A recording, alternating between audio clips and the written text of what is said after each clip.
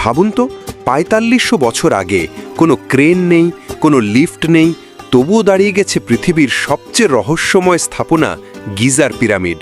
প্রতিটি পাথরের ব্লক এত ভারী যে 10টা হাতি মিলে একটার ওজন টানতে কষ্ট পাবে।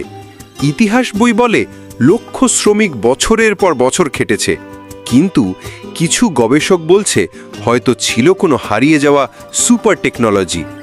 আর হ্যাঁ, কেউ কেউ তো ভিন গ্রহব্যাসে হাত থাকার কথাও বলে। সবচেয়ে অবাক ব্যাপার, পিরামিডের অবস্থান নাকি পৃথিবীর ভৌগোলিক কেন্দ্রের সাথে এতটাই নিখুঁতভাবে মিলে গেছে যেন গুগল ম্যাপ আগেই ইনস্টল ছিল। তাহলে কি এগুলো শুধু সমাধি, নাকি মহাজাগতিক কোনো কোড যার উত্তর এখনো মরুভূমির বালুর নিচে লুকিয়ে আছে?